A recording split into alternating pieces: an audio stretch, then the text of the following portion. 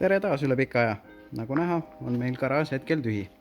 Siin garaažis oleme filminud mõnda episoodi Hõbedasest A4-st, kuid see auto hetkel ootab oma aega. Selleks, et käed niisama ei seisaks ja oleks tegevust, otsustasime natuke tuba küürida ja osta uue rimaka. Vaatame siis lähemalt, millega siin tegu on. Tegu on siis Audi 80 Quattroga. Aasta on 94, seda ma vaatasin alles peale ostmist. Värvitud on ta mingisuguse mattmustaga.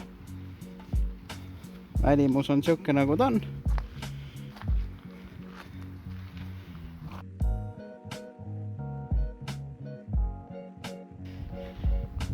Kuid põhiline on see, et edasi veab teda ikkagi 4 ratast ja lootust on, ehk see aasta tuleb ka talve. Aga rääkides plaanidest, siis esialgu vaataks siia kapoti alla.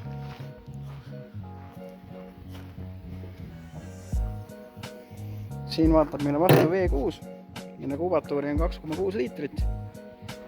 Silindrite surve me mõõtsime juba üle, et selle järgi tundub, et selles mootoris veel elujõudu selleks talveks on. Ehk siis katsume selle talve V6-ga läbi ajada. Liikudes nüüd siis mootori juurest edasi, vaatame korraga salongi poole. Kui siin juhi iste on enam-vähem, siis ülejäänud istmete pealt on võimalik siin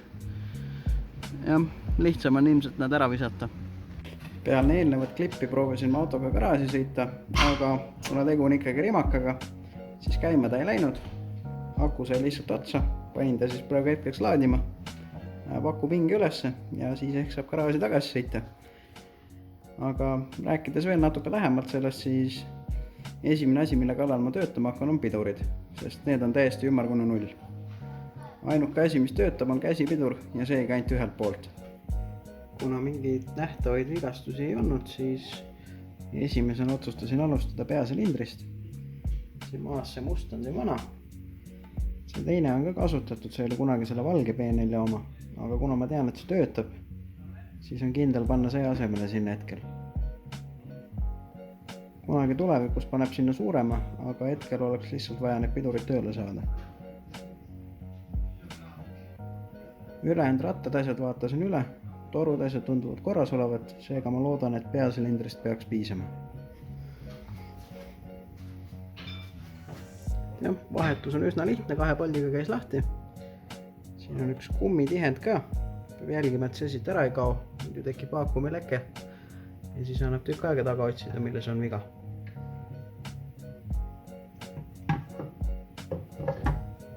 Nii, keeran ta kinni, panen potsiku külge õli sisse ja siis saab ehk ka pidurdama. Niiviisi, peasilindri vahetusest oli abi, aga nüüd jäävad pidurid peale. Kuna kõik oli nii kaua koos seisnud, siis klotsid olid siia vahele lihtsalt kinni jäänud.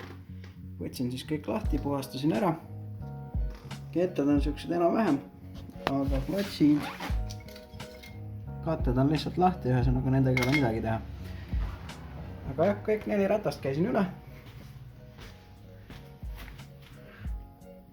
Tagumistega on siuke lugu, et need auto küljes olevad sadulad, need on prügikastikaup. Leidsin asemele juba kasutatud sadulad, kus on uued sisud sees. Esimestega on kusjuures sama lugu, et sisu tuleb ära vahetada. Aga kui ma saab kolvid kätte saan, siis ma saan praegu seda ära kasutada. Ja paremal pool autot on suhteliselt sama lugu. Siin läheb ka sadul veel vahetusse. Tagumised kettad panema kindlasti uued, sest nendest ei ole lihtsalt mitte midagi järgi. Klotsid on samamoodi lagunenud.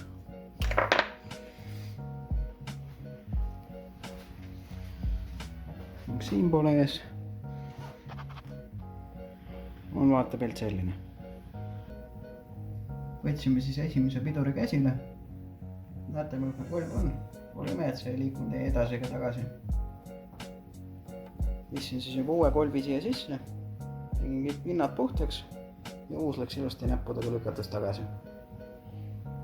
Siit ka veel natuke vaja puhastada ning saab selle poole kokku laduda. Siin on näha, miks need kolvid kõik kinni jäävad. See on siis vana piduri õli, aga nagu näha, see eriti läbi ei paista. Ehk siis see on väga-väga vana ja vahetamata. See siis võtab vett endasse ning tänu sellele kolvid roostatavadki ära.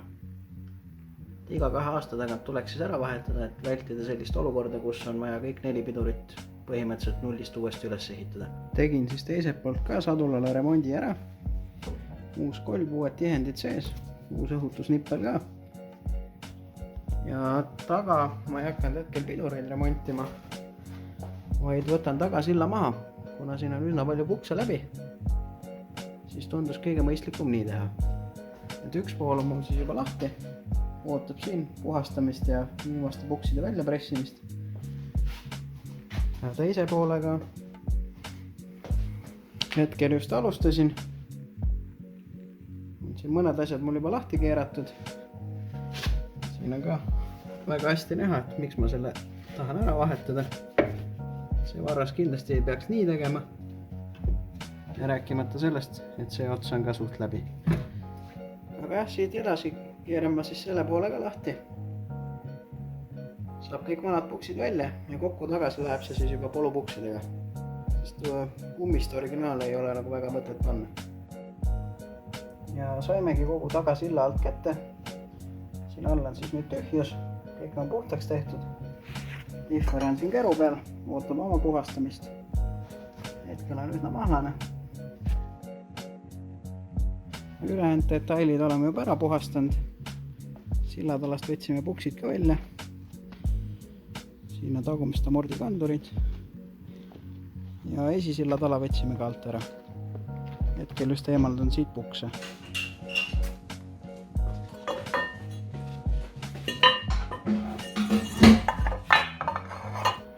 Sillatalale lähevad ka siis alumiiniumpuksid, kuna vanad olid läbi.